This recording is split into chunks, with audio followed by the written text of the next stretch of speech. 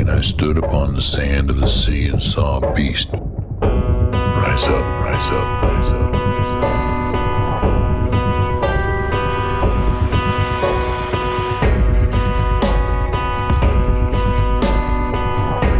Who is able to make war with him?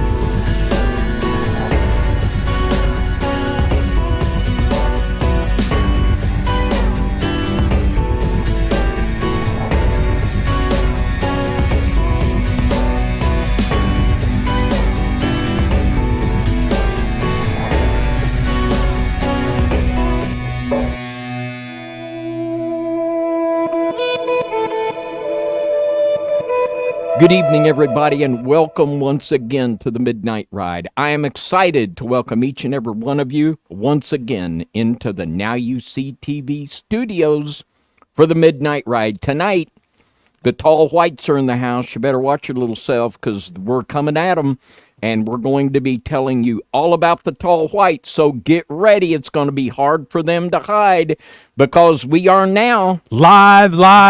What's up, guys? I am glad to be here again from the Puritan Barn here in Indiana, and we are excited for this broadcast. Hopefully you guys are doing well, and I just want to say that we're honored that you guys are here joining us on another Saturday night, and I'm excited about this broadcast. This is one of the subjects that I've been interested in for well over a decade, and this whole thing is going to be amazing. I'm looking forward to it.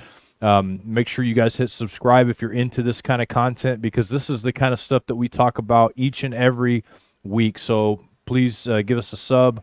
Hit the like button if you haven't hit that. At the end, we always hit the like button together, but if you're not planning on sticking around to the end, hit the like button right now. And so if there's anything right now, we have our website. We have the Book of Enoch video commentary, a bunch of different things on NYSTV.org that's exclusive to that website. You can also check out FOJC Radio Underground Church on YouTube and their website, FOJCradio.com, and any other links in the descriptions on ways you can support what we're doing. If you can't support financially, that's fine. Please hit the like, hit the share.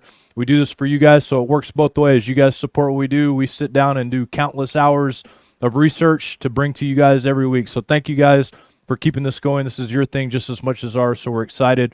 David, how's your week been? It's been really, really good. Things are popping over there at Ground Zero, FOJC, so we're thankful.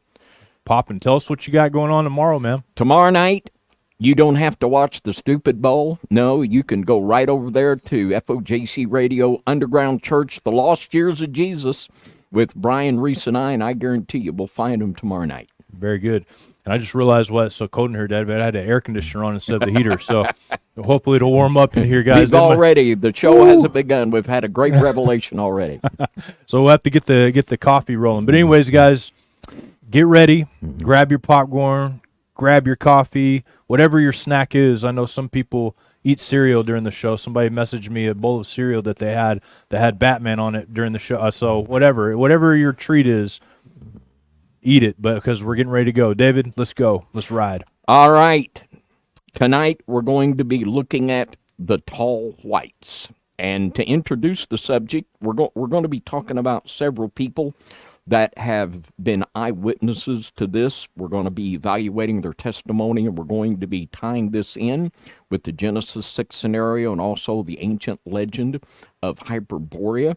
And probably the biggest witness to this right now is this man right here, Charles Hall, who worked there at Nellis Air Force Base and claimed to have interaction with these tall whites. He claimed it's a lot like the story of Bill Cooper. Bill Cooper said that our government was very aware that these entities existed and that we were working with them. And here's another gentleman that testifies to the same thing. So we'll watch, and y'all can make your mind up.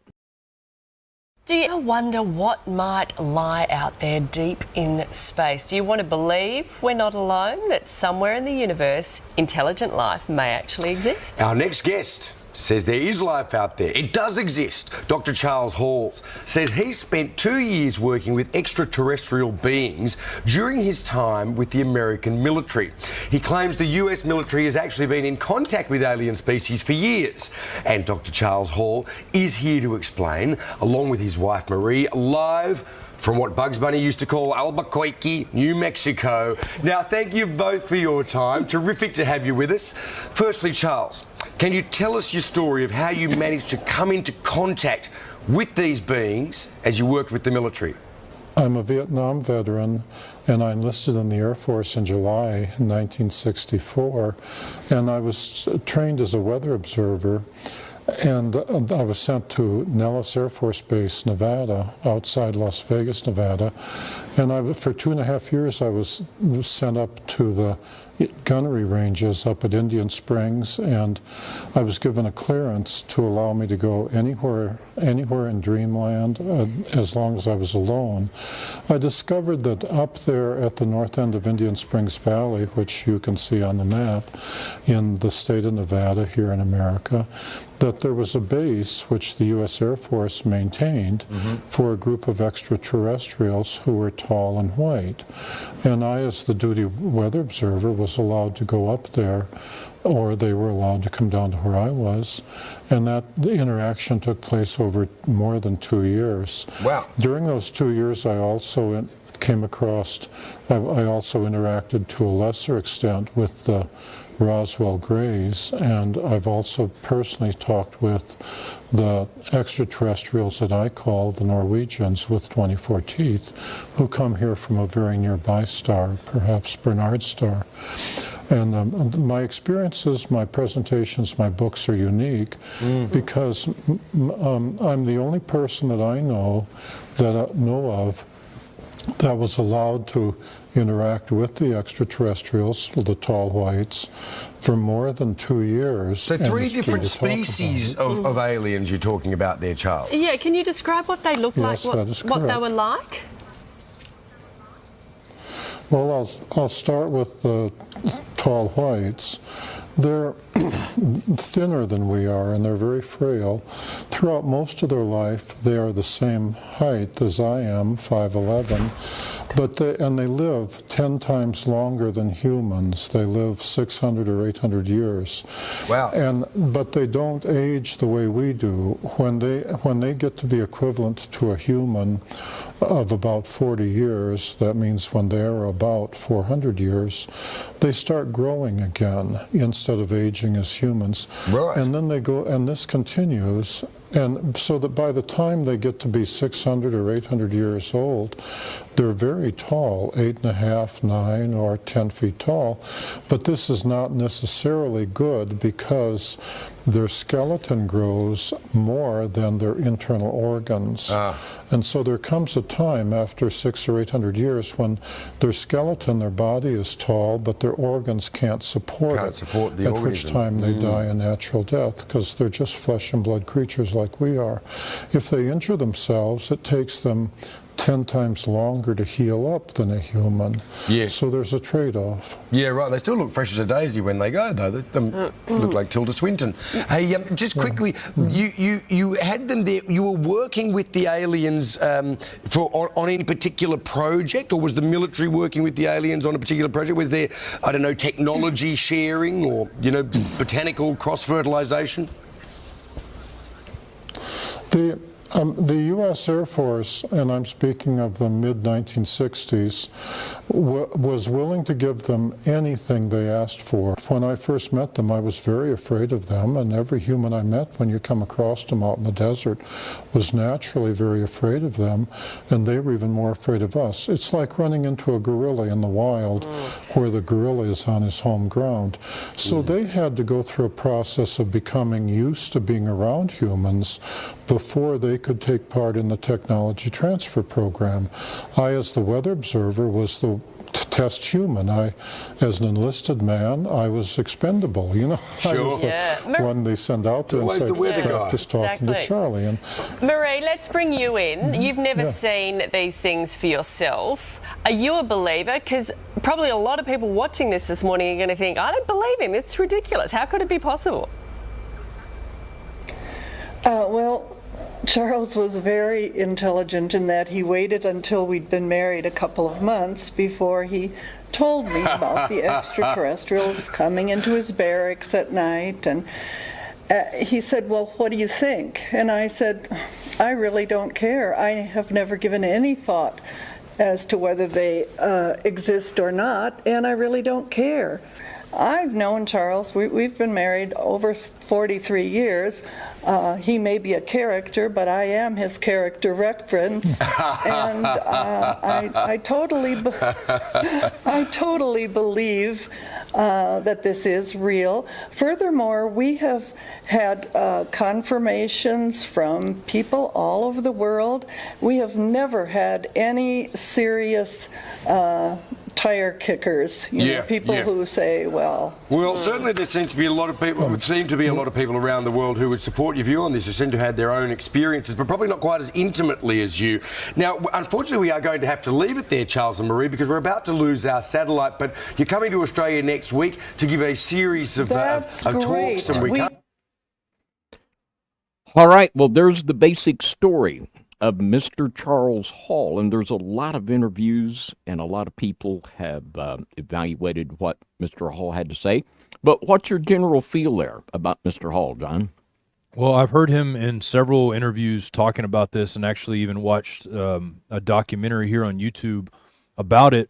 And it seems that there are a couple people to corroborate his stories. And also, there was a researcher that does a lot of different research that I watch on YouTube, and I can't think of his name, and I apologize ahead of time to him if he's listening, but he does research, and he went through and looked at Nellis Air Force Base, looked at their budget, looked at their black budget that they had. They had like a lot of redacted files, billions of dollars spent on that Air Force Base, but there's nothing to show above ground for that Air Force Base there. We're talking billions of dollars, and when you look at on the map, you can see what looks like three little Tic Tacs, those Tic Tac UFOs outside of the range out there, but there's no roads going into the base, so it leads you to believe that possibly people are getting into that base through the underground.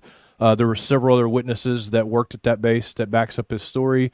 I personally know somebody, not that worked at that base, that went to our fellowship at one time, and he worked for had high-level security clearance, and he gave me witness. He couldn't tell me, or he told me not to tell him his name because there's only one of two people, not the base, that's seen it, but he witnessed UFOs coming to the base, meeting with the commander in charge there, and leaving. So this story tracks with a lot of stories that I heard, and the guy that I'm talking about isn't a storyteller. In fact, he doesn't want anybody to know who he is. So yeah, and this very much, the couple of things catch my eye here. The 600 to 800 years, this is very much in line with the age span of antediluvian people and Nephilim. Yeah. And you wonder, well, why would they allow this? And I believe that one of the biggest questions they've always had is how will humans react when they really believe and see these people. And I think a lot of it was allowing Mr. Hall to really see these, to see how are humans going to react. This is one of the big things. Yeah. For years, they've said they can't release the material because human beings couldn't handle it.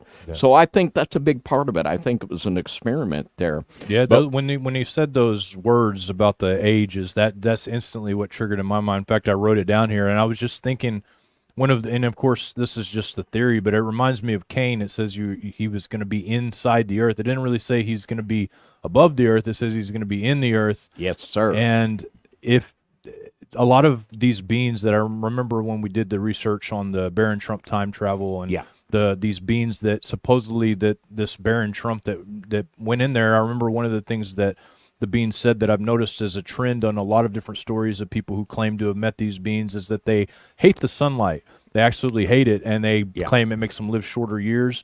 And so, like, this could be one of those things where the sunlight is what's causing people to die faster, and it could be it's just in a theory, of course. I know you've got plenty of other stuff to produce here, but in theory, it just reminds me of that, I don't know. Yeah, it really does. And the idea of terraforming our environment to make it more conducive for these creatures, it all makes a lot of sense. It does, yeah. It could really fit in that piece of this conspiratorial puzzle. Yep. Well, we're going to be taking this tall white scenario. We're going to be looking at it. What we're going to see is that as old as the human race itself, as old as the conflict between God and the devil, there have been these stories of the ancient tall whites, and these were called the Hyperboreans. And we're going to look at a book here called Arctos by Jocelyn Goodwin, who is not a Christian author, but a very good researcher.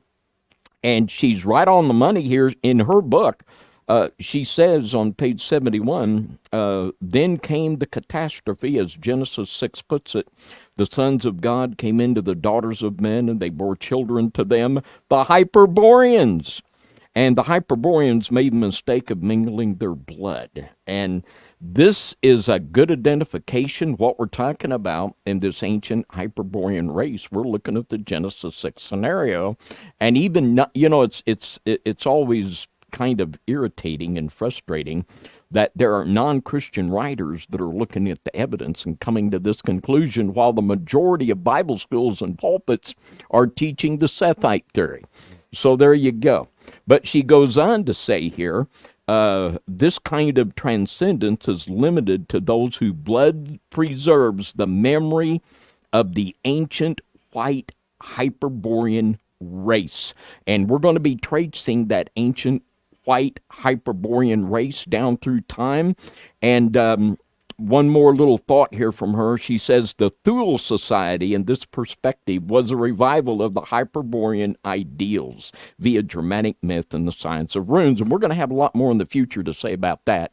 And literally, this was the big spiritual motivator of Adolf Hitler and the Thule Society. And we're going to be talking in the near future about the post-Hitler Nazi movement that was much more huge than anyone would ever want to think. It is the most, Jim Mars called it, the best funded secret society of all time. They literally had billions of dollars. But that's for another time. But we're going to look at this book here. It's one that John introduced here and introduced me to. It's a great 3-part series by Willa McLeod. This is book 3, The Nephilim Grail Bloodlines. And I'm going to try to pronounce this correctly, but he makes the connection that the Tuatha De Danann that we read about in Irish folklore are the same people as the Hyperboreans. And I believe that not only the Tuatha De Danann, but the Nanahe and the Cherokee Indians in North Carolina, and the legend of Quetzalcoatl in South America, we're going to show the connection between all of these people and these ancient whites, the ancient white Hyperborean race. And this is what Mr. McLeod writes, and I know John has done a lot of research and presentation on this angle, but it says here, if we allow for the possibility that the Tuatha De Danann and the Hyperboreans could have been one and the same people, since their migration stories are so strikingly similar, a more detailed but still preliminary proposal could be formulated about the origins of the Tuatha De Danann. And I believe he's exactly right on there. I think that not only are these people, but other people we're going to identify were a part of this ancient Hyperborean race. It's been known by different names in different places, and that these entities are still doing the same things they've done throughout history.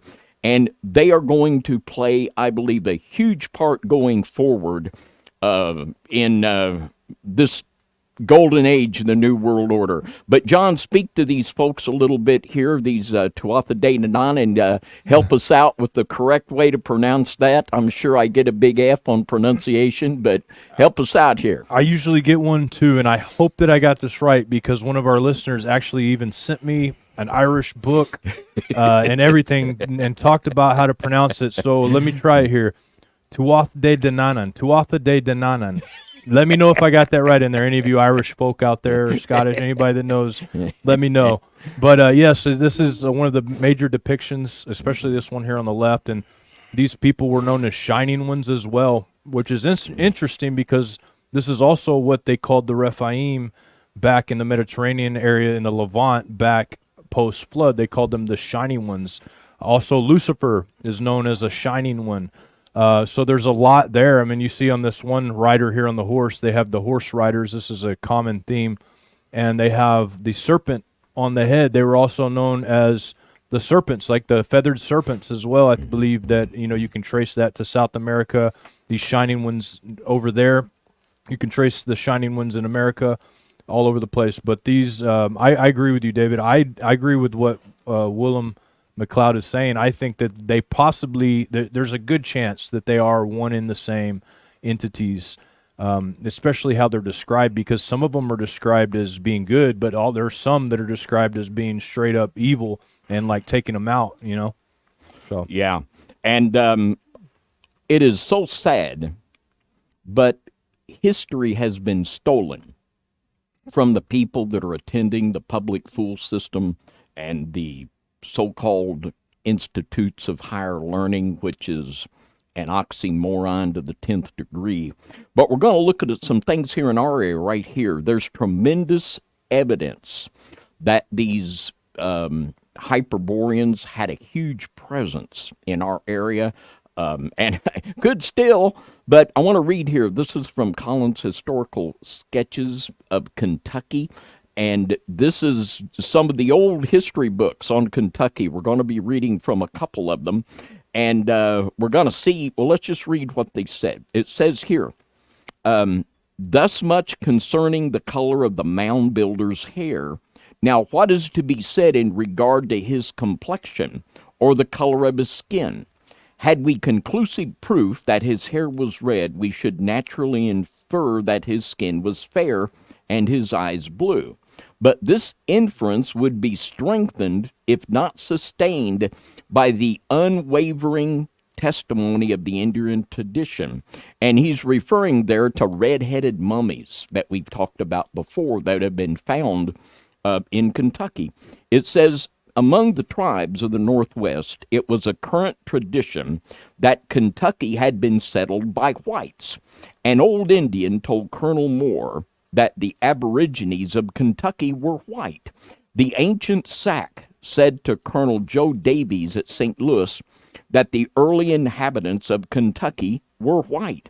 John Cushion, an intelligent and respectable Indian of Chillicothe, declared that the mound builders were white. And finally, the very long ago people of Cornstalk were skilled in the arts and white. This is the collective sense of Indian tradition derived from distinct and independent sources. There are no dissenting voices. The traditions are mutually supporting and seem to drive with culminative force to one inevitable conclusion.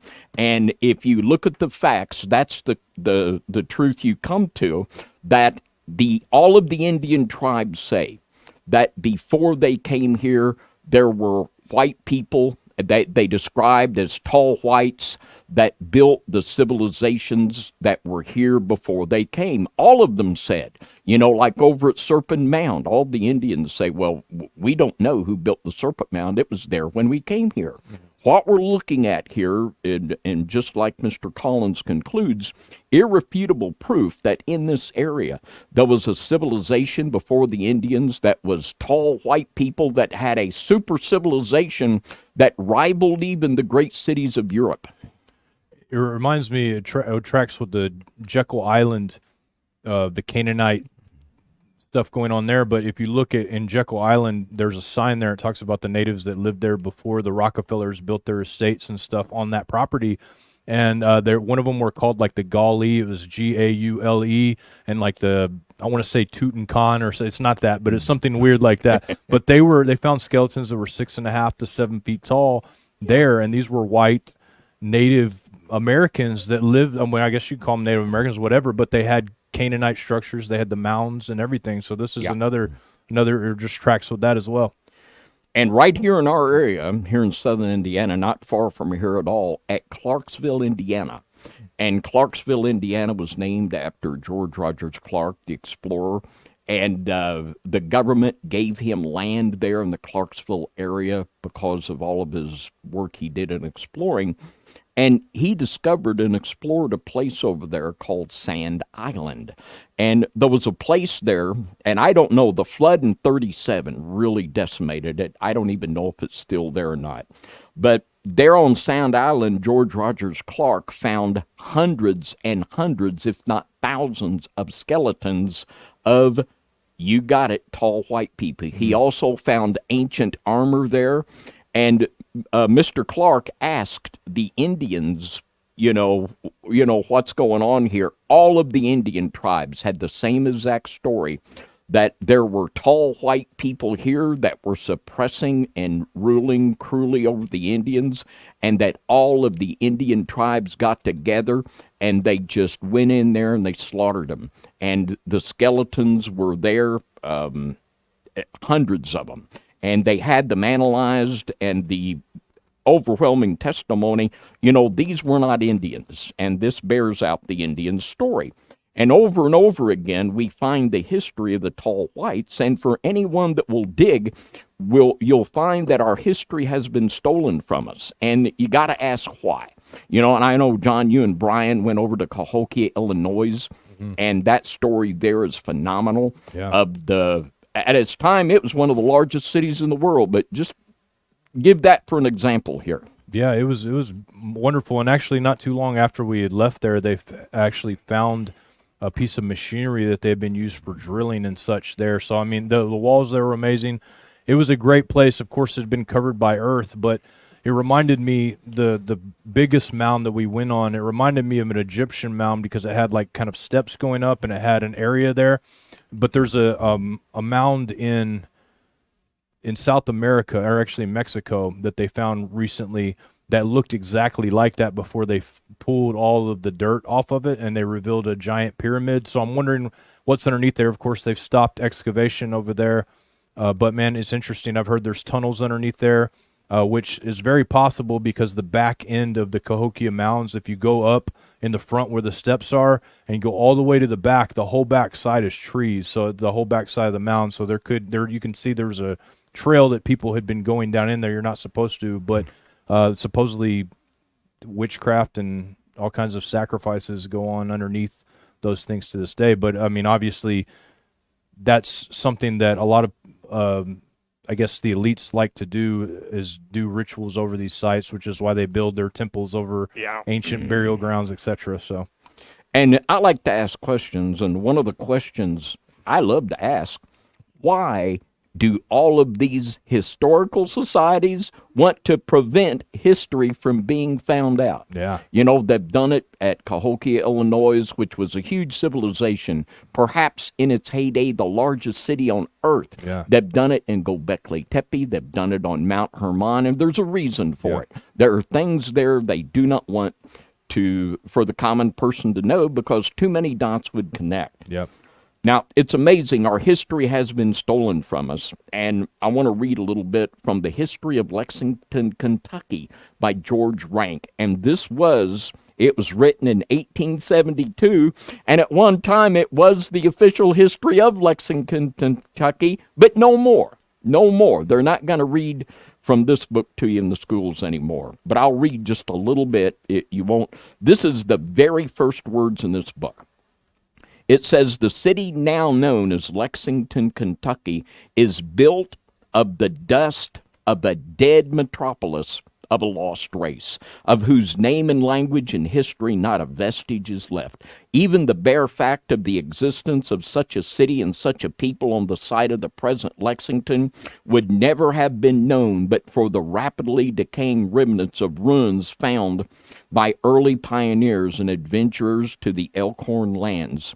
But that these remains of a great city and a mighty people did exist, there cannot be the shadow of a doubt. That Lexington is built upon the site of an ancient walled city of vast extent and population is not only evident from the facts here detailed, but the opinion becomes almost a certainty when viewed in the light of the historic proofs that can be used to support the claim And I'm going to see over here, they talk about that all of the people, okay, I'll find it here. It says, and what he says here, and excuse me, here it's on page 14. He said, but that they came were evident, and he gives the confirming testimony that we see in Mr. Collins, that these original mound builders, that they were white and that they were there before the Indians. And, you know, it's just phenomenal to me that there's this documentation that was once taught the truth to people, that there's was a huge walled city there where Lexington was once found, and they found pyramids, they found all kinds of stuff. And, you know, we really have to ask the question, why don't they want us to know this stuff? And there's a reason, and the more we go on and connect the dots, I think the more that these things become more evident. You know, and, you know, you got to begin to ask yourself, are the tall whites the real deep state? And is the real deep state our government and other governments working in conjunction with the tall whites? You know, I got to say, it's something to think about. Mm-hmm. Now, we're going to look at another group. We have on our team the fellow that knows more about the Nunahee Indians, the Nunahee and the Cherokee Indians than anybody, Mr. Brian Reese. But we're going to show, and here's some of the pictures here of the Nunahee that are, and Donna's got a lot of Cherokee blood in her, but the Nunahee were amazing. They talked about them as able to shapeshift. They were able to take human form. They were able, and even it talked about if there were certain Cherokee Indians that were able to totally give themselves over and to be taken over by these Nunahee, a lot like we've talked about the walk-ins and such things as that. But we're going to play a little video here for you, and this will give you a little background. But if you study the Tuatha De Danann and the Nunahee in North Carolina, there are so many similarities of these two, and a lot of times these are very much spoken of in terms that we would think of as fairies. So just listen to this video, and after it's over, we'll know more than before about the Nunahee of the North Carolina.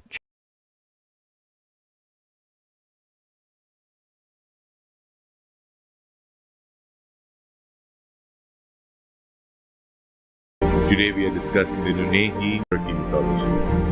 Today we are discussing the Nunahee, who were supernatural human beings whose spirits were distinct from those of gods and ghosts according to the Cherokee tribe of Native America and general Native American mythology. They are considered to be the equivalent of fairies in European mythology. The legend states that the Nunahee lived in underground caverns throughout the Appalachian Mountains.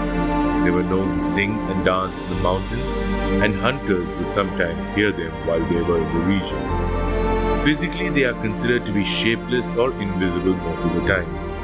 When required, they take the shape of a human being in the Cherokee tribe to make the interaction between the humans and the spirits much more comfortable. Due to the rise of banality, the Nunahee sought spiritual individuals who would host their spirits. When a child was born, the native spirit would enter the child's body before birth. The child would then be raised as a human until he or she became aware of the presence of the native spirit. So in essence, the human beings were sometimes hosts or carriers to the Nunahee spirits, who required individuals with high spiritual integrity to host them. Once the host actually gets in terms with the existence of the Nunahee, the existence thereafter is seamless. In the Cherokee language, Nunahee literally means the people who live anywhere, but is often translated into English as the people who live forever, or simply the immortals. Another name for them was Yunwi Tsundi, or little people in the Cherokee language. They also have different names based on the tribes that believed in them, and almost all Native American tribes in North America had some version of the Nunahee who were part of their mythology. Now the Nunahee take the form of friendly spirits. They're known to be especially sympathetic to the Cherokee people. Nunehi are very strong and historically interceded in battles on the Cherokees' behalf. Like NYSTV, the Nunehi are usually invisible but sometimes show themselves to humans in the form of regal warriors.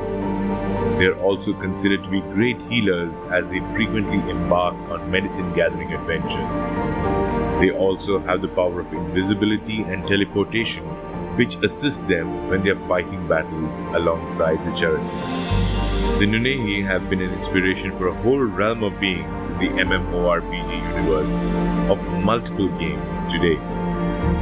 They are also responsible for keeping the interest alive in the traditional mythology. Well, there we have the Nunehi.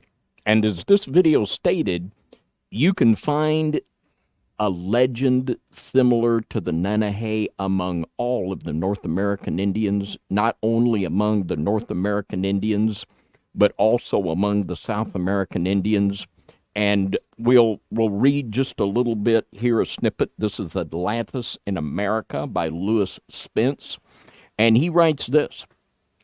He said, Torquemada proceeds to say that when Quetzalcoatl departed, he assured his disciples that at a future time there would come by the way of the sea where the sun rises certain white men with black beards like him, and that these would be his brothers and would rule the land. So we have Quetzalcoatl, who we've talked about a lot. And Quetzalcoatl in Peru was called Amaru. And this is literally where America comes from. So the importance of this in the history, and also, you know, God has an agenda and Satan has an agenda. And he is wanting the new world order that is going to be totally antichrist and spiritually toxic, that will literally be ruled by human beings that are totally working in concert with the fallen angels. And in this story of the tall whites, boy, we see that. And we see the Hyperboreans.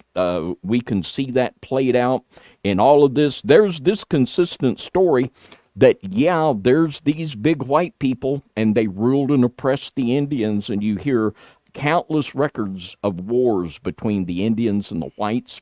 And among the Southwest, and another big element of this is the underground. Like John mentioned earlier, we brought out a lot of scriptures about the line of Cain, and the scriptures that would point to the line of Cain and Nephilim going underground. And always you've got the connection with the underground. They call them the little people. Well, how in concert is this with what we hear in the Irish myths of the little people? It's the same people, folks. It's the same people. And just like Miss Goodwin was spot on, even though not a believer, yeah, this is Genesis 6. It's exactly what it is.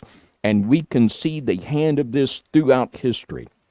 I agree, David, and I don't want to jump ahead of you here, but are you going to speak on Admiral Byrd at all? No, you go right ahead. Okay, so as David was saying, that all of these stories are universal amongst all native tribes and even tribes across the ocean, that there were a group of tall whites. They often called them feathered serpents, said that they came out of the ocean in a serpent, or became from serpent to man.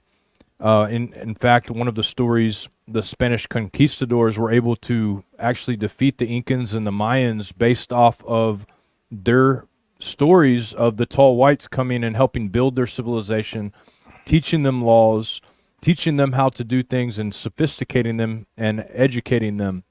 And so when they saw these Spanish conquistadors, who were a lot of times blonde hair, red hair, blue eyes, they thought that these were, in fact, these people. And so that's how these small group of conquistadors was able to kill an entire civilization of people. But going to Admiral Byrd, in his diary that he published before he died, not right before he died, actually, right before he died, I think the year he died or the year before, he published the diary. Don't quote me on that, somewhere around that time. And in this diary, he claims to have been exploring in Antarctica.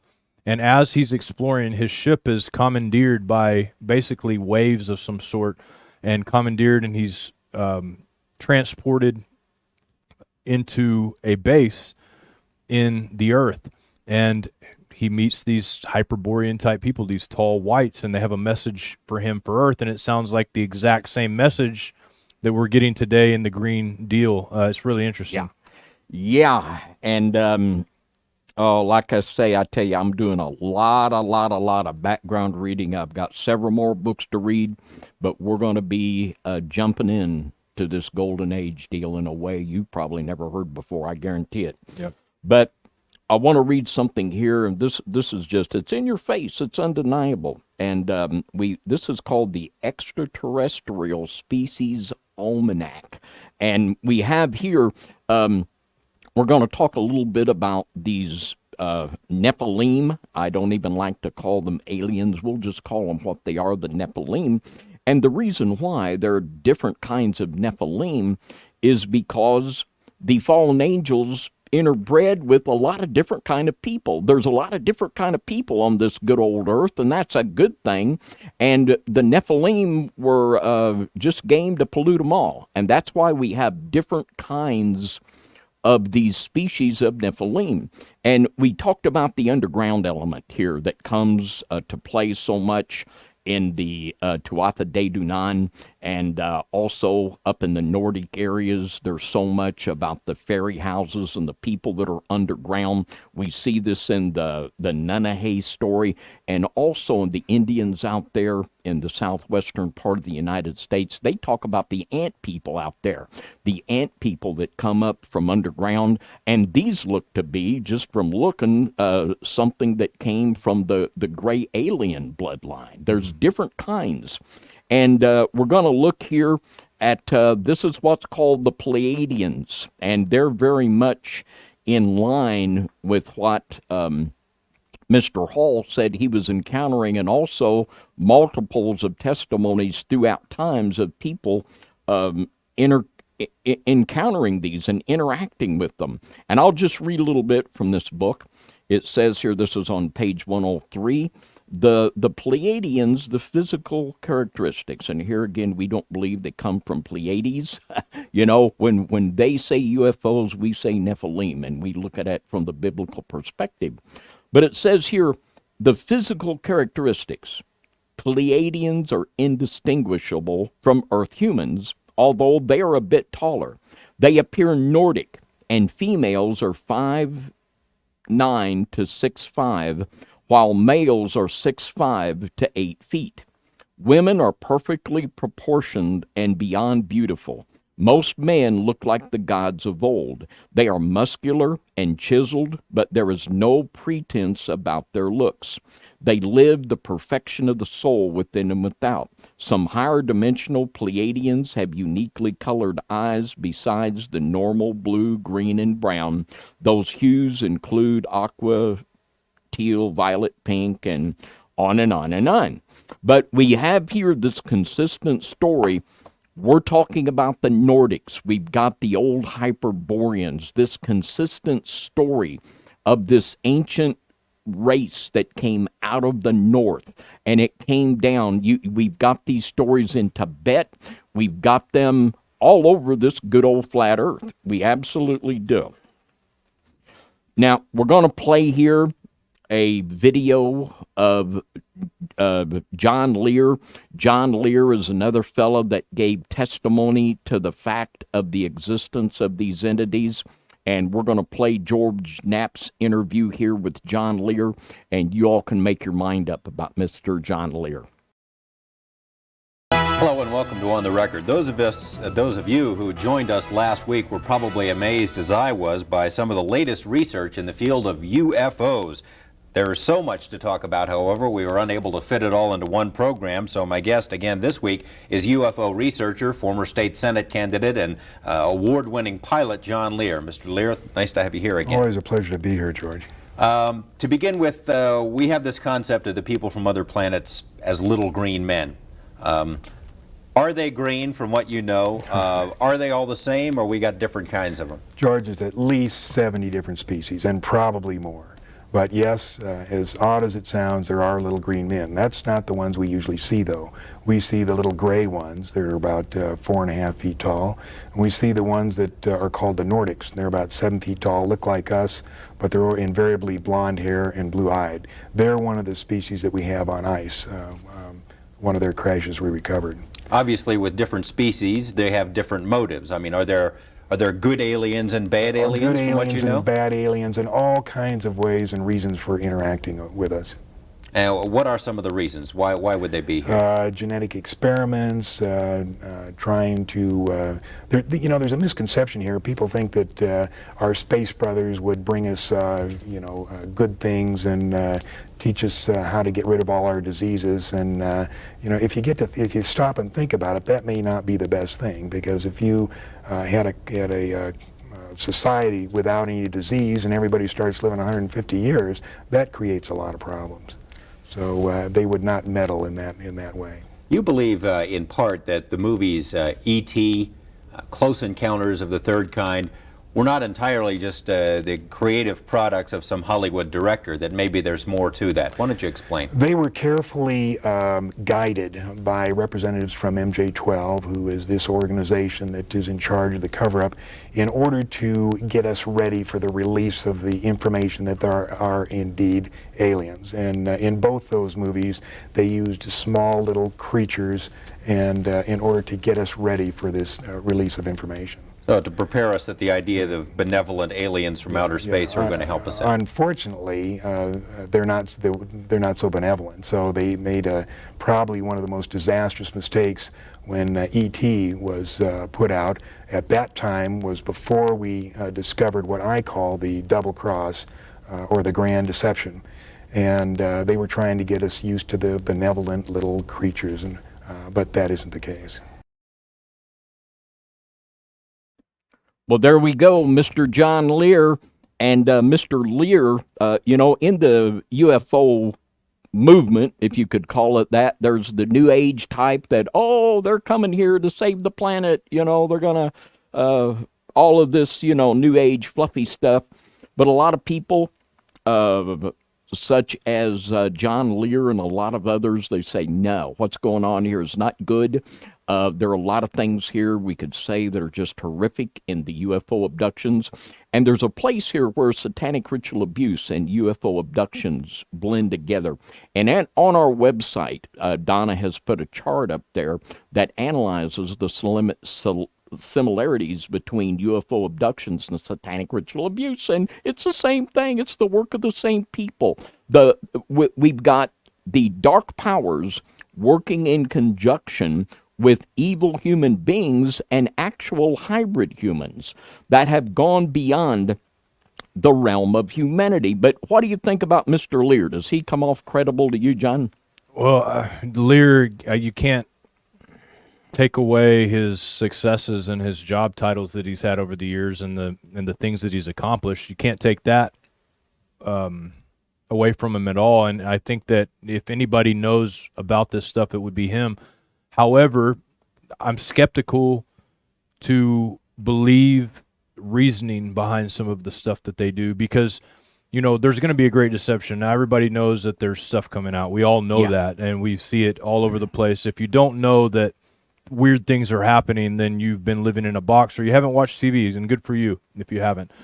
But we see this stuff kind of popping out all over the place. And Lear, he may be one of the useful idiots to these aliens. We don't know if these are a extraterrestrial race. Let's say maybe they live here on Earth now, but obviously at one time when I say extraterrestrial, what I mean by that is they didn't come from Earth. Maybe they lived in the heavens before and now they're here. This is possible what they are. But a lot of people are saying that they're going to come and destroy Earth.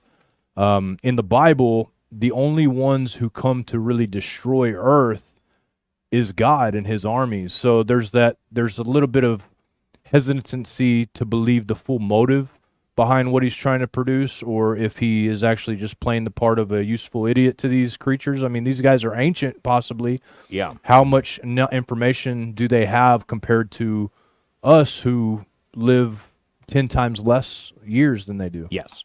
And all of these things we have to consider are these people, they're letting them see what they want to be us to know about it or perceived to know about it.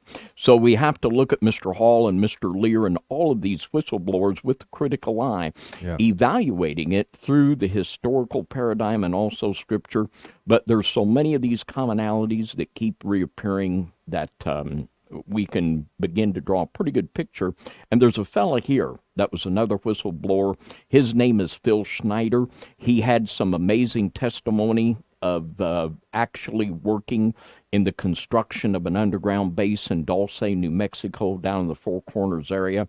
And Mr. Schneider claims to have actually been involved in a firefight with these entities underground, and he has some missing fingers and some scars to prove it. And Mr. Schneider, I think that his autopsy pictures have been scrubbed from the internet, but it was horrific. This man, he died, and it was horrible. His body was not recognizable when they took this man out. But let's watch this video here. This is testimony from another whistleblower, and he paid for it with his life. Let's listen to what Mr. Phil Schneider has to say.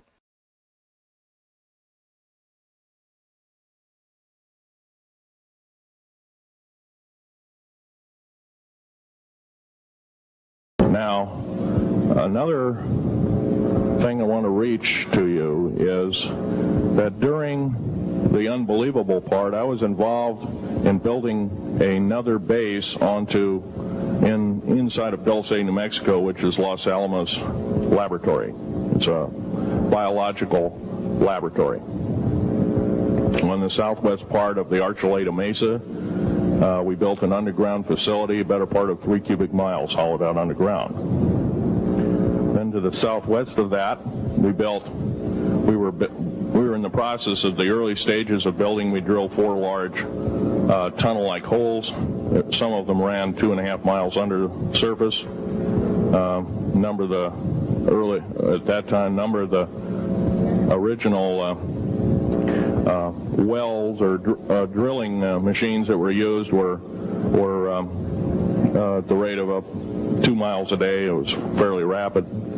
The equipment kept coming up broken. So we wanted to go down, we wanted to send somebody down there, a human observer, or human observers in this case, to find out what was going on. Well, to our total surprise, first of all, the government knew all about it. They didn't tell anybody. When I saw Green Beret and Black Beret people encamped inside of our geologist camp, I knew something was up, the gig was up. First of all, I knew all about the alien agenda. I'll explain that in a few minutes. The large alien grays had been encamped there for as best as believed possible about 400 or 500 years. Had been one of their internal bases. And we drilled holes right on top of it. All the stinking air, all the black sooty air came right out as soon as the first hole was sunk, and all this soot came up, and well, that's when all the hell broke loose, really, all started. Anyway, after we drilled all 4 holes, it took about 2 days to drill all 4 of them. And when you build an underground base, you drill 4 basic holes, and then you build called stopes or cross-member holes across, and then you use blasting equipment, special blasting equipment by the analyzation of the rock formation, and you literally blast out or tunnel out or deflagrate or melt rock out to build the large rooms that are required for this underground base. Well, in this process, I was lowered down the basket of one of these holes, and about from me to this elderly woman here in the front was sitting a 7-foot-tall alien gray. The stench was worse than the worst garbage can you can imagine. The person the entity was absolutely horrible. I didn't waste any time. I reached for my pistol. At that time, as an engineer, I didn't have time to carry all the folderol of one of these big submachine guns that all the sea spray and the yellow fruit and all the outer perimeter and inner perimeter security people carried. I carried a little Walther PPK pistol with a 9-shot clip. This was in late August of 1979. Now, you got a regular suit of clothes, you got a regular clothes on, plus you're in almost like a spacesuit environment, and you're reaching for a gun. It's not the easiest thing to do, and then to pop a clip in it and start shooting. and I killed 2 of them. Yes, they're mortal, and they do die. However, in the process, one of them did this. All I remember is that he just kind of waved his hand in front of his chest, and the next thing I know, this blue beam hit me and just literally opened me up like a fish, and burnt my fingers right off of me. And it was some form of electrical force, because the kind of like being hit by a lightning bolt burned all my toenails off of me, completely crispy crittered my left foot, burnt the shoe right off of me.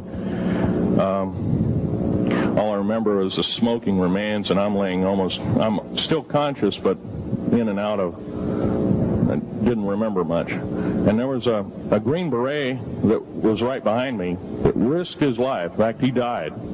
But he risked his life. He shoved me back in the basket and hit the button and took me up. And I wouldn't be alive talking to you today if it wasn't for him. I'm forever indebted. He lost his life. Well, there you got it, a very compelling story. And what do you think of Mr. Phil Schneider, John? Well, honestly, man, I have no choice but to believe that he was onto something. The way that he died, I mean, he was brutally murdered, from what I can tell. I think they ruled his death, and I don't even want to say the word because it gets it flagged. But when you look at the autopsy, I mean, it's apparent that he was mauled, beaten, tortured, probably. So yeah, there's people that would think, man, this guy's a con artist, but I don't think so.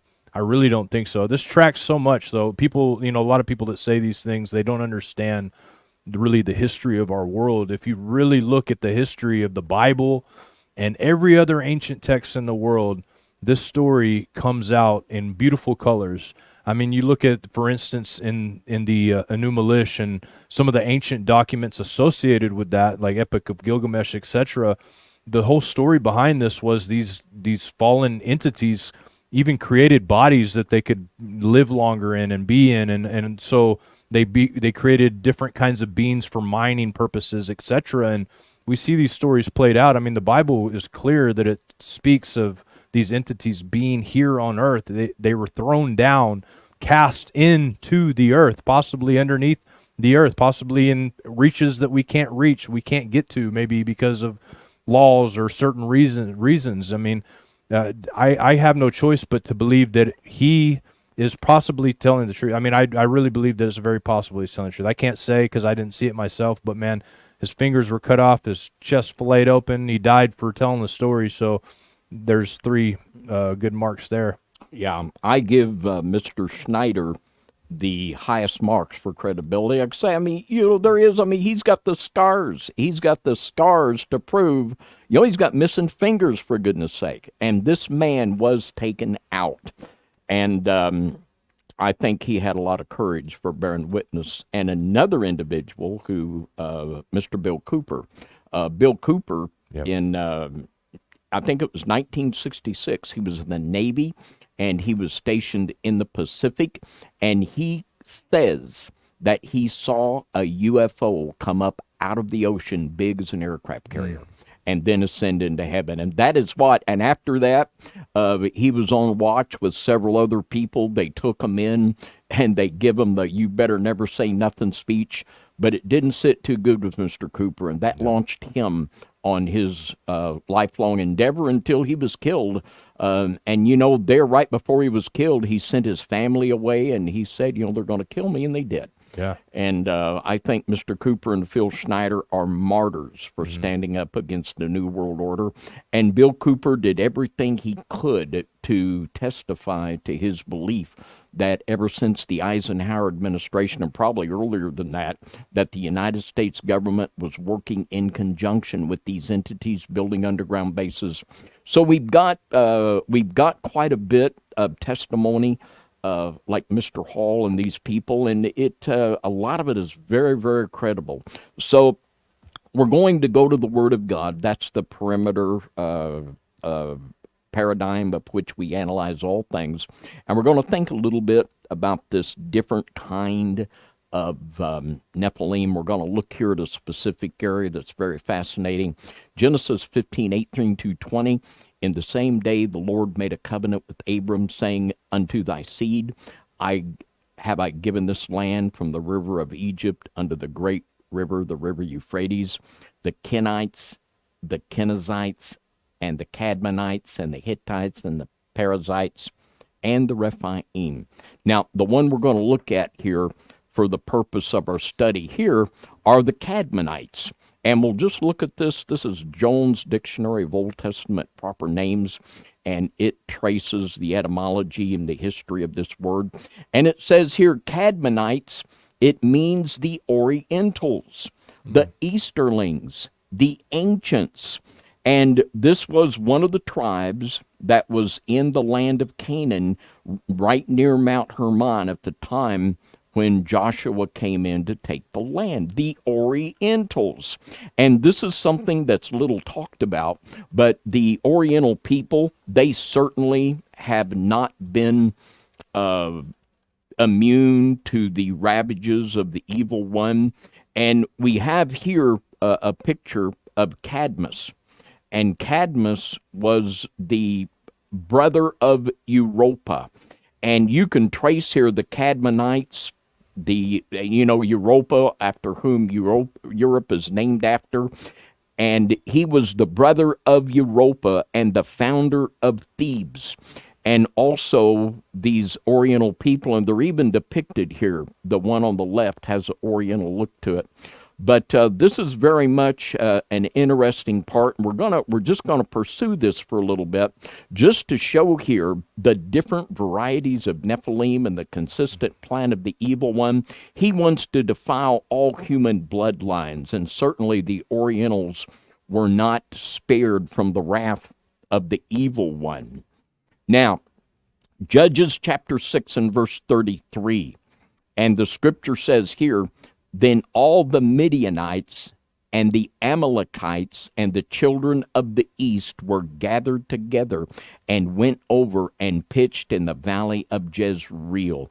And we hear repeated scriptures that talk about the children of the east. And these were not just referring to specific people that were east of the Jordan, but very specifically we're talking about these eastern people, the eastern Nephilim, as Jones Dictionary, they were literally called the Orientals because they were produced from the sons of God defilement with Oriental people. Revelation chapter 6 and verse 12. I think there's a lot more to this verse than is usually acknowledged. It says, and the sixth angel poured out his vial upon the great river Euphrates, and the water thereof was dried up, that the way of the kings of the east might be prepared. And what we're seeing here in America, we've talked not long ago about in the book of 2nd Esdras about the role that I believe China will play in the final judgment of America. And I think the situation in China and the situation in Russia is not unique unto what we have here, but I think we have at the very highest levels people that are knowingly working with and cooperating with these entities. And certainly that's what we see in all the beast kingdoms down throughout time. We see the spiritual takeover of governments by these entities. We see it in all the beast kingdoms, whether it's Assyria, Babylon, Greece, the legends we've talked about, that Alexander the Great, according to the testimony of his own mother, she was very open about it, how she was impregnated by one of these entities in the Helios Gamos ritual. So we've got it, and I think that's what we're looking at, and that's why I think, when you say that the tall whites are the real deep state, that might not be far from true.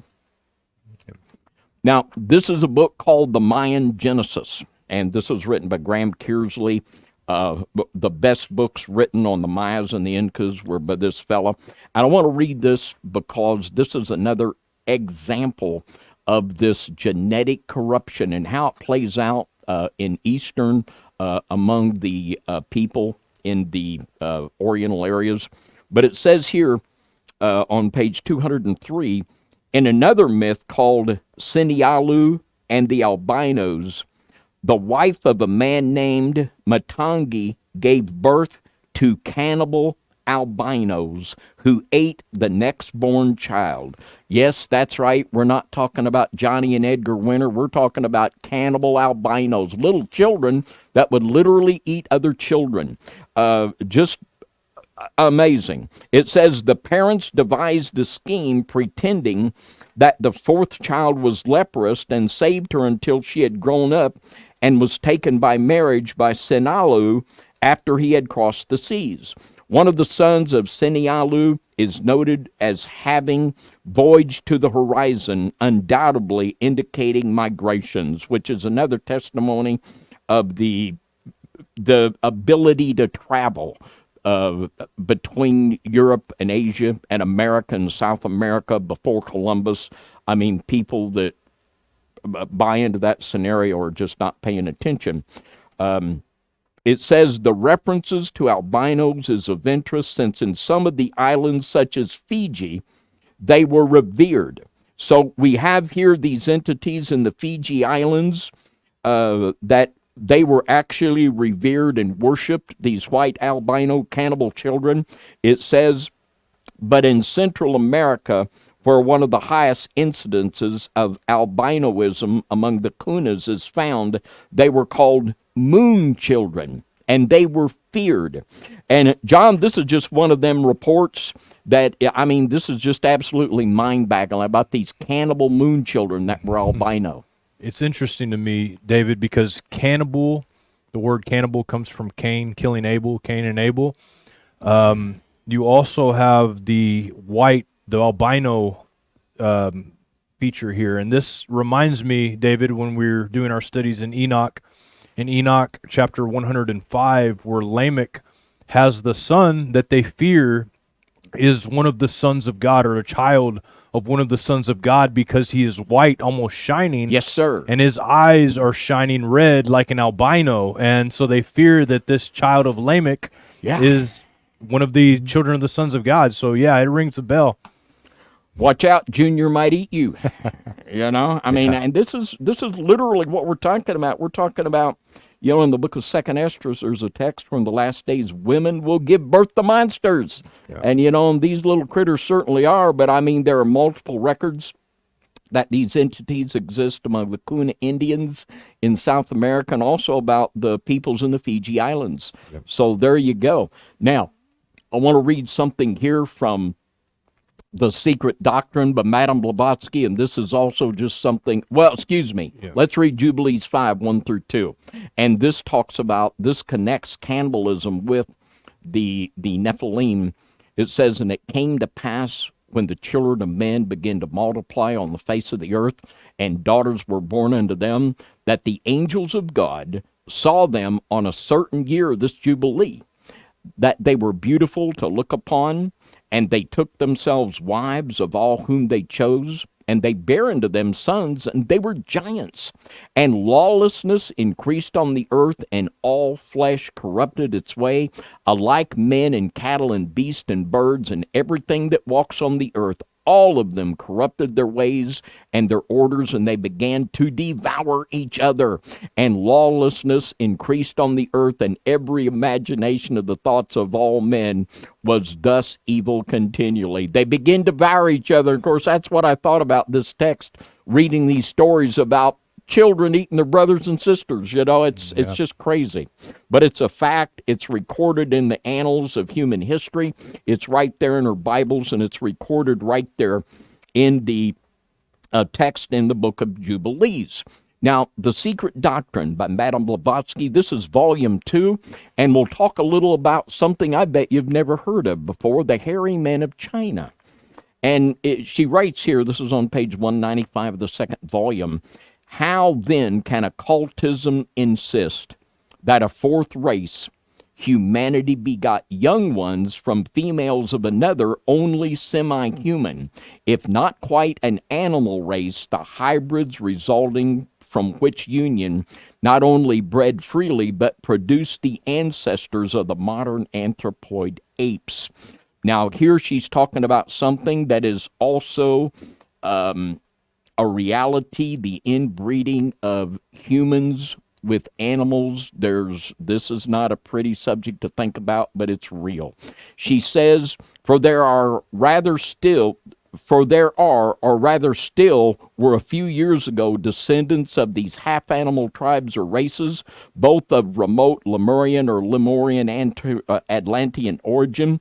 Of such seminal animal creatures, the sole remnants known to ethnology were the Tasmanians, a portion of the Australians, and a mountain tribe in China. And I want to say we are in no way talking about the third nation people in Australia. That's not what we're talking about. Or we're not talking about someone in China has to shave twice a day. We're talking about people that are, well, we'll show you a picture. And let's go to this picture. This fella, he appeared in the 1939 World's Fair. His name was Li Po Su. They called him the Chinese Wool Man. And there are other people like him. They live, obviously, in a lot of seclusion. This was a 1938 photo. That, you can just file this under, how can you believe this? But this is a reality. And like Miss Blavatsky wrote, there have been traditions of these people living in tribes and little villages in Tasmania and also in China. And like a way, we're not taking a diss on the third nation people. That's not what we're talking about, or any other. We have something here that's, what can you say about this, John? Well, I mean, I agree with you. We're not, we're definitely, a lot of people have probably come into the show thinking that we're supporting an Aryanistic ideology, but we're just talking about history here and talking about some of these things. But I agree, David, there's anomalies within the human genome that it's considered controversial to talk about. Let's just put it that way. We don't really shy away from controversial subjects, but I think that if they weren't so controversial and people would just say, look, let's just look at things for what they are instead of being, controversial about it or anything, let's just look at it and see what it is, the truth of the matter, then we might find out something much more than what we're finding out right now. It's very apparent to me that there's a cover-up of where we come from, what our genetics are, etc. And the farthest thing in the world is that we're here saying this is good, it's not good. We're here saying this is the work of the devil, for goodness sake. That this, amazingly enough, this Hyperborean, and this was adopted in Germany by old Mr. You-Know-Who, and this was the driving force of the Thule Society. And, oh boy, I tell you what, we're saying it's bad. It's the devil. It's not good. And we're saying that this is going to be, and I believe is, the driving force, not just in the physical implementation of it, but in the spiritual philosophy of it, of this new world beast order. It's bad, bad, bad, bad, bad. Yeah, and you can tell that there's a cover-up in it just because there's certain subjects that we're not allowed to talk about. And if you do talk about it, you're getting buried, whatever. And one of those subjects that's just really, really clear that you're really just not supposed to talk about is World War II Germany and what all the stuff they were going through. You're just not supposed to really talk about that. But in all honesty, there's a lot that ties into that. It's just amazing. It's huge. Yeah. And that, if you would define what the Thule Society was, it was based on the belief of the existence of Hyperborea and of actually, and Mr. You-Know-Who, he wanted to inbreed with them. Yeah. And there you go. Yep. There you go. Now, also, and this is bad, and it's racist. It's racist. And as a white person, I have to say this. We're touching on some things, and a lot of people, Madame Blavatsky was called the mother of the New Age movement. No, it's peace, it's love, it's racism. And this is a book here called The First Principles of Theosophy, and I will get in more trouble trying to say this fellow's name than the Dwapadidunnan, Janara Jadasa. There you go. That's the way you say it, Janara Dadasa. But this was a 1929 book. I have a very old copy of this, but I just want to read a couple of things. And of course, Blavatsky was one of the founders of Theosophy, And these are the first principles of theosophy. This is racist and it's wrong. And people that think how warm and fluffy and nice the New Age movement is, it's evil. It's evil and it's racist. I'll just read a couple of things here. And it ties in so much with this idea, the root races and the rise of the Aryan civilization. This is right in the wheelhouse here. But it says here on page 28, when we come to the Caucasian races, we have a type nearer to our modern standards of the beautiful. In the Aryan or Caucasian races, we have probably the highest forms, not only in beauty of structure, but also for quick response to external stimuli and high sensitiveness to the finer philosophical and artistic thoughts and emotions. It says root races and their sub-races, whose representatives we have seen in the three race types already studied. The third root race is the Lemurian, and its earlier sub-races, the first, second, and third, we have left no trace at all. Negroes, Negrotos, or Negrilos, and other woolly-haired peoples represent the latter sub-races of the Lemurian root race. And that is just a demonic lie of the pit of hell. But we do this to show this is wrong. This is evil. This is out of the pit, this whole thing. And this is literally not just the physical pollution of the human race, but the spiritual. Now, I want to throw out a thought here to you. And, of course, about everything here tonight is radical, isn't it? But I want to throw out the thought to you. Could these people actually be implementing in a conspiracy? Could the governments of the world and secret societies actually be working together with them to bring in this new world order? Are the tall whites the real deep state? I'll just read something here from a book that it's called Tragedy and Hope. If you saw Mr. Clinton's first acceptance speech when he was nominated for president at the Democratic Convention, Mr. Clinton, who he praised Mr. Quigley from Georgetown, that good old Jesuit school, as one of his mentors. But I'll read here what Mr. Quigley said on page 950.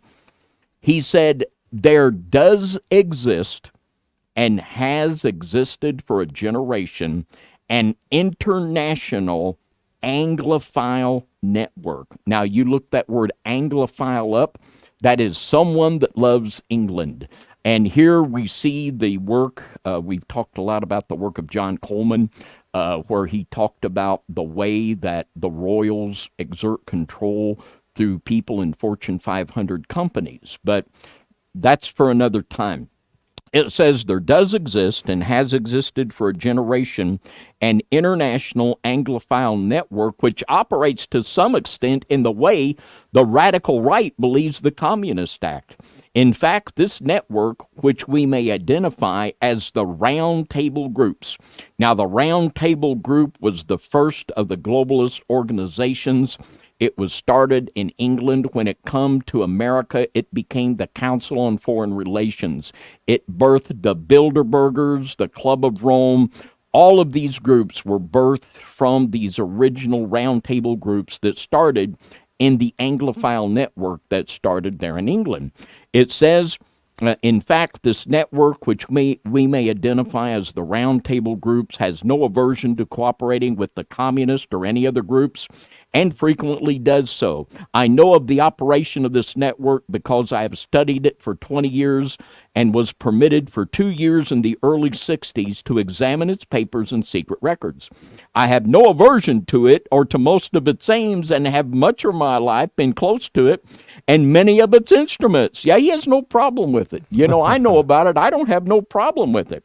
And he says the original purpose of these groups was to seek to confederate the English-speaking world along the lines laid down by Cecil Rhodes and William T. Shedd. You know, it's just what they say, that this is, could it be, you know, as a white person, is there a conspiracy for the white people to take over the world? Well, you know, it kind of looks like that might be the case. What do you say, John? Dude, and that includes people that. So here's the way I think, and I know you think this way too. Everybody understands deception and appearing to be something you're not. They spend billions of dollars to appear to be something that they may not actually be. And I'm just going to give a clue because I can't say it, but there's a group of people claiming to be a superior race of people in the world today. And they happen to be white, but they don't go by a white nationalist name. But this is the reality of the world we live in, guys. And it's unfortunate that we live in a reality where there are people that want to exert control over everyone else. But I'm just looking for the return of my king. 'Cause I can't wait till that. So, amen. Yeah. Well, let's look at what the Freemasons say. And here in the this is the New Age magazine, and the date of this magazine is September 1950. And this is the official magazine of the Scottish Rite. It was changed because, after in the 70s, myself and some other people will begin to expose the New Age movement, so they changed the name of their magazine from the New Age to the Scottish Rite Journal. And the New Age, and now, boy, we're hearing about the Golden Age. And boy, oh boy, I tell you what, it's going to get hot. But let's just read. Let's just read from this article. And is there a plan to have the white Aryan race take over the world? Let's just read. This is what they say. God's plan is dedicated to the unification of all races, religions, and creeds. That's kind of what we get in the Bible, isn't it? There's going to be a one-world religion. This plan, dedicated to the new order of things, is to make all things new, a new nation, a new race, a new civilization, and a new religion, a non-sectarian religion that has already been recognized and called the religion of the Great Light. Just as Providence has chosen the Jewish race, the children of Israel, to bring into the world righteousness by carrying the 10 Commandments, so also Providence has chosen the Nordic race to unfold the new age of the world, a novus ordo seclorum. Now let's have an instant replay. So also Providence has chosen the Nordic race to unfold the new age of the world, a novus ordo seclorum. The Nordics are the highest branch of the 5th Aryan civilization. Hello, Theosophy. Hello, Madame Blavatsky. 7 root races. The Nordics are the highest branch of the 5th Aryan civilization. The Latins are the 4th. Aryan civilizations and the American race will be the 6th Aryan civilization. Will it be? Are there people in secret societies that believe that America will be the final culmination of the Aryan race in the New World Order? We have to say at least this person believed it, and we can see that many more did. But we'll leave it with you, my friends. What sayest thou, Midnight Riders? What sayest thou, John Pounders? I say it's a great job, man. That was a fantastic. And, it's unfortunate that a lot of people don't really understand these things, or there's a real Dunning-Kruger effect associated with a lot of people when they hear anything at all when we talk about these subjects. It just automatically shuts their brain down. They think it's all crazy. They just have no concept of what's being taught here. But I love it because this is the stuff that we need to know about more than the stuff that the world's pushing on us. I mean, you got to understand there's billions of dollars going towards your brain right now. Billions of dollars to go towards indoctrinating you with what they want you to hear. And so this kind of stuff is a reality, whether people want to believe it's a reality or not. We've been sold on the lie of this is all technology, this is all this, but there's ancient words for all of this stuff that we've encountered. And the more we know about this, the less power that they have over our minds. So I'm excited, David. It was a great show. It gave me a lot to think about, and I wrote down 2 pages of notes here, man. Just a fantastic show. Appreciate it. Well, thank you so much, John. And You know what time it is. I know what time it is. Yes, that's right. It's time for the Pounders Pound, everybody. That's right. And for all of you Midnight Riders that want to help us drive them algorithms and be able to get out the type of broadcasting that we're bringing you here on Now You See TV, help us out. And on the count of 3, hit that like button. Hit the like button. Hit the like button with a little attitude. Now, just don't hit it, but hit it with a little attitude, all right? Here we go. 1, 2, 3, boom! Shakalaka. Thank you guys so much. We appreciate you. We could not do this out here without you. Thank you for all your support. We appreciate it with everything. I mean, it's just so amazing to know that there's so many of you out there that are walking in the rays of the light of God, right there with Jesus by your side. So we're thankful for that. Hit the subscribe button. David, and us out. Thank you so much. To all of our Midnight Riders, thank you so much. To our Lord and Savior, Jesus Christ, we are always thankful each opportunity we have to speak on whatever platform the Lord opens up to us. So with that, until next Saturday night, 10 p.m. Central, a big high five and good night, everybody, from the Midnight Ride. And I stood upon the sand of the sea and saw a beast rise up, rise up, rise up.